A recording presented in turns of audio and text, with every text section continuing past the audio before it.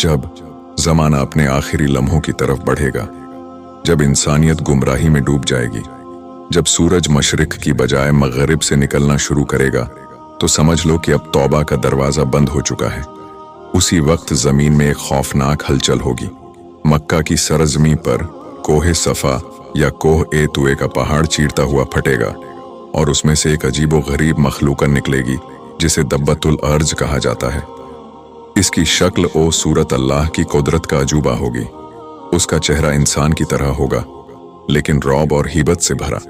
पांव ऊंट जैसे होंगे, लंबे और मजबूत। गर्दन घोड़े की तरह फुर्तीली और तनकर उठी हुई। सुरेन हिरन जैसे, नाजुक लेकिन तेज। सिंग बारहसिंगा जैसे, ताकतवर और फैलते हुए। और हाथ बंदर जैसे, चलने फिरने और इशारे करने वाले।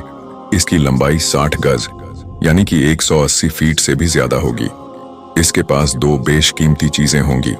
पहला, हजरत मूसा अलैहिस्सलाम की लाठी, जिससे यह मोमिनों के चेहरों पर निशान लगाएगा। दूसरा, हजरत सुलेमान अलैहिस्सलाम की अंगूठी, जिससे यह काफिरों को निशानजदा करेगा। अब देखो उस दिन का मंजर, जब दब्बतुल अर्ज लोगों के बीच घूमेगा। वह हर शख्स से बोल बोल कर कहेगा, तुमने अल्लाह की आयतों को झुठलाया, आज सच्चाई तुम्हारे चेहरों पर लिख दी जाएगी। वह मोमिनों के चेहरों पर लाठी से निशान लगाएगा और उनका चेहरा चमक उठेगा। और वह जब किसी काफिर या मुशरिक के पास जाएगा तो अंगूठी से उसके चेहरे पर निशान लगाएगा और उसका चेहरा काला पड़ जाएगा। फिर किसी अदालत की जरूरत नहीं होगी, चेहरा ही गवाही देगा।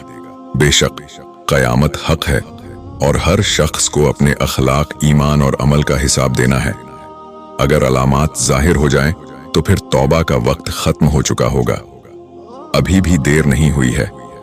तौबा करो, नमाज पढ़ो, सच्चे मोमिन बनो और कयामत से पहले अपने रब को राजी कर लो।